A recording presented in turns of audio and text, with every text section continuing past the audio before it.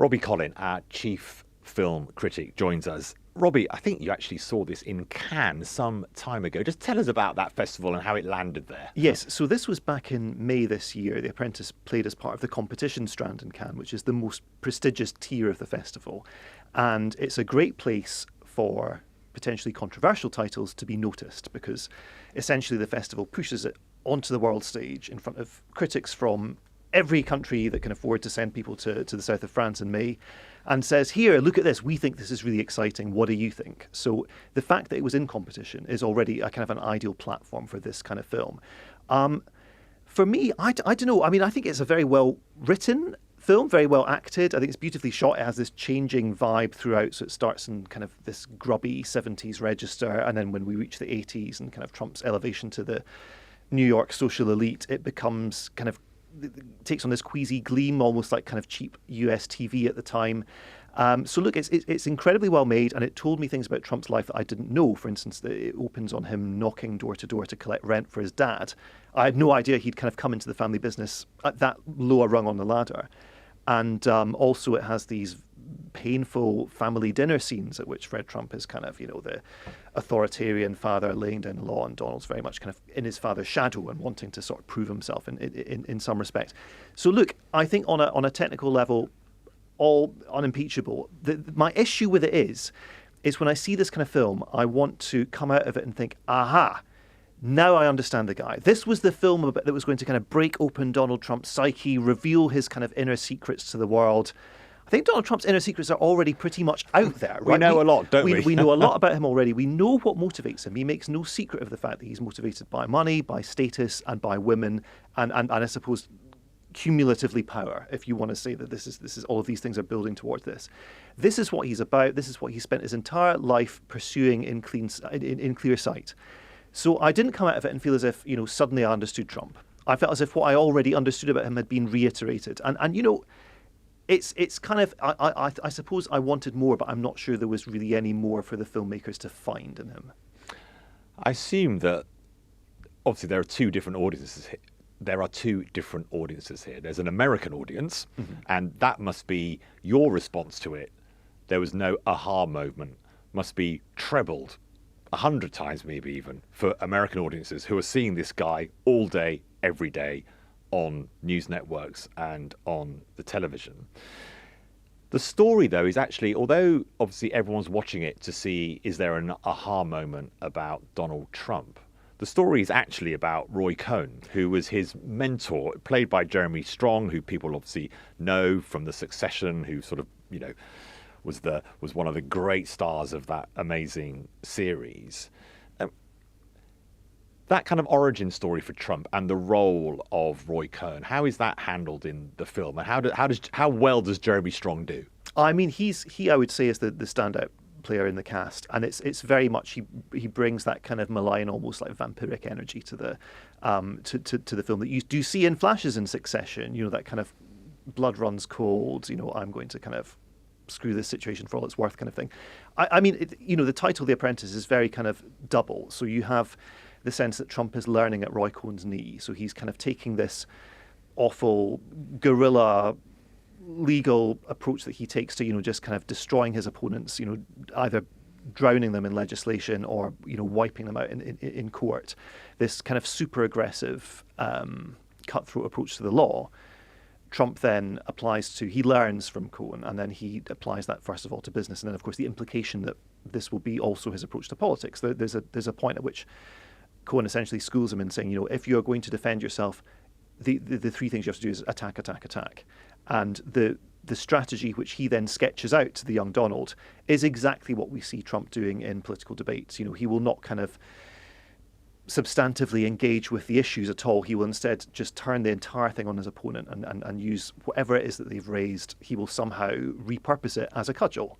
And so I suppose, that side of it is interesting too. But to your point about Americans already being bombarded with Trump 24/7, something really interesting happened out of Cannes, which was that even before the film premiered, it was bought for the UK distribution rights were picked up by Studio Canal. So this was before the reviews had come out, before the film had premiered, before the press coverage had really began. They saw in the film, Studio Canal are kind of mid-tier distributor, mid-market, some art house skew slightly. They saw there's a specialist audience for this film in the UK that will be interested to hear this story, to see this story acted out. The US rights were not picked up at all, and they were not in fact touched until August. So this is May, June, July, or 3 months after the festival had ended. Already distributors are gearing up for Venice and for Toronto and the big fall festivals, as they're described. It was seen as, I don't know if it was just purely because it was a hot potato in the fact that the Trump campaign had said we're going to stop the release of this film, we're going to take legal action and make sure this cannot be distributed. But also because the US audience, maybe distributors did not see a great appetite to be re-immersed in this guy's 70s, 80s formative years, because people are just a bit tired of him. And its box office opening in the US has been pretty underwhelming. It has, as you've said, Robbie, been touched by some controversy. It was actually Dan Snyder, who's the US billionaire, backer of Trump, who initially wanted to fund this project. That all then fell apart as a plan. It was Tom Ortenberg of Briarcliff Entertainment who then bought the film from Snyder, and there was all sorts of rows between them. So the movie itself, the gestation of the movie, has been controversial. And then, of course, the actual actors, Jeremy Strong, who plays Roy Cohn, Sebastian Stan, who plays Donald Trump in the film, they've actually been worried that their careers could be affected by appearing in a Donald Trump movie, which, of course, a lot of Trump supporters will think is negative about their guy. And you're almost getting this whiff of McCarthyite 1950s. If you're not pro a certain type of politics, your career is going to be damaged. Do you think there's any truth in what Jeremy Strong has said about concerns about even being involved in a movie about Donald Trump?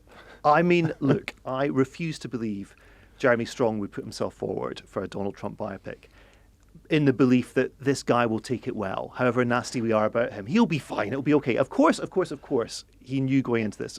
He would have had his eyes completely open. I'm sure once the film is out there and to have, Trump fulminating about it. I mean, he described, I think, the filmmakers, the cast, the crew as scum or something. He's been outspoken about it himself, and his legal advisors have also been similar. It must be slightly disconcerting. But, I don't think away from social media people get that mad about cinema anymore. I can't picture there being any kind of real risk. I think what's kind of interesting is Hollywood has kind of, for the last decade, has kind of experimented with partisanship. So you've got, and this isn't just films on the level of The Apprentice, but this is a blockbuster level. So, Marvel or Star Wars, the studios will take a very kind of progressive, in the US sense, a progressive approach to politics. And this will be kind of seeded through the films.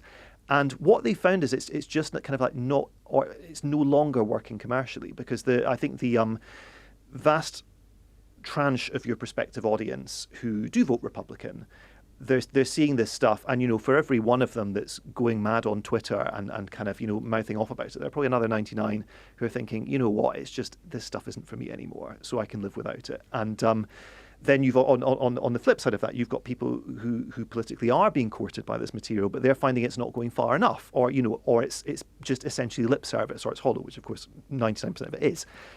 So this idea that you can kind of politically court a certain demographic has kind of run aground.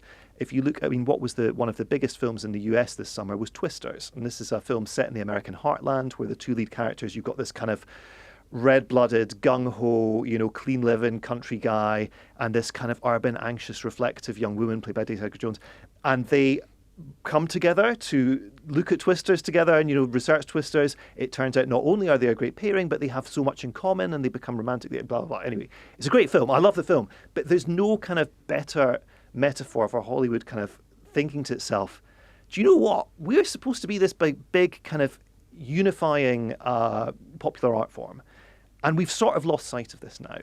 And I think that is, in its own kind of particular way, that's what The Apprentice has now, through no fault of its own, because of course this is always going to be a politically partisan film because it's a disobliging biopic of a presidential candidate.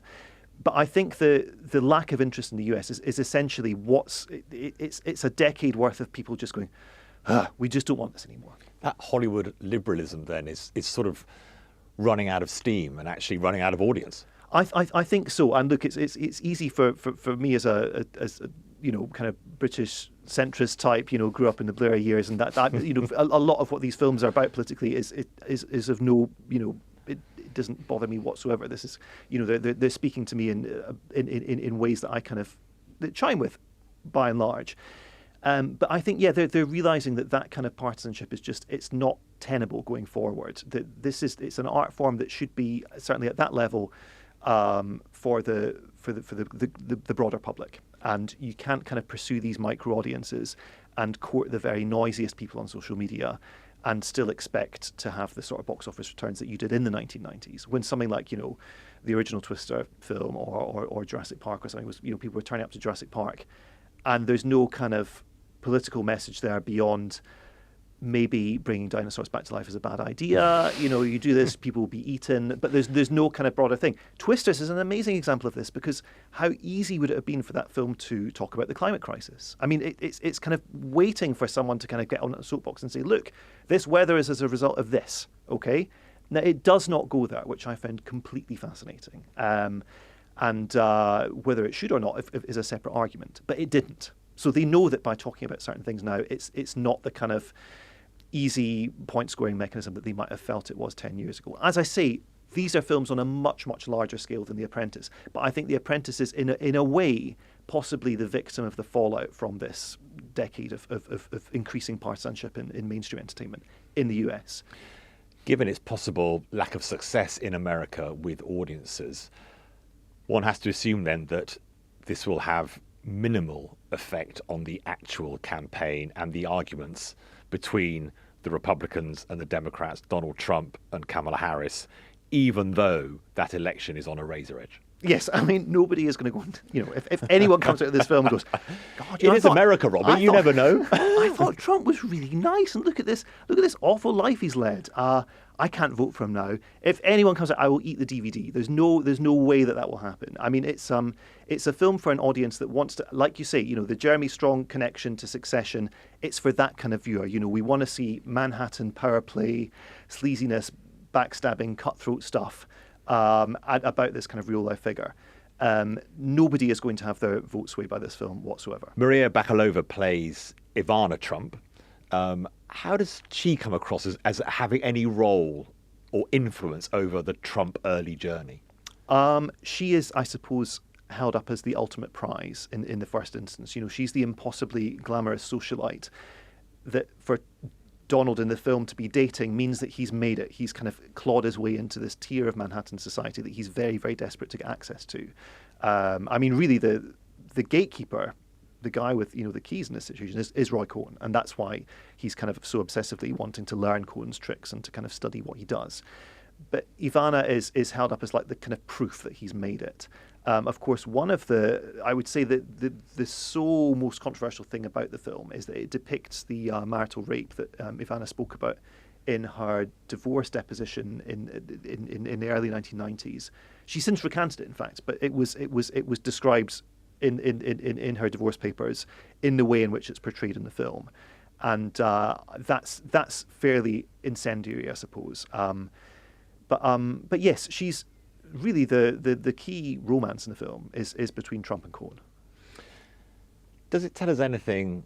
Power, I think lots of people understand Trump's relationship with power, Trump's relationship with money.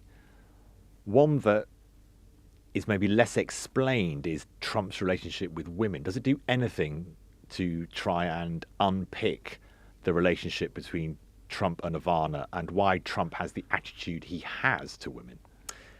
I think, I don't remember the film going into that in so much depth. I think its view is that women are just another status symbol, ultimately. It's someone to have on his arm rather than in his bed. That's where he kind of sees the primary role of a woman in his life, is as this kind of proof that he's managed to enter into this elite level of society that he's so desperate to find his way into. Robbie, Collin, thank you so much for joining us on the Daily Tea. Thank you.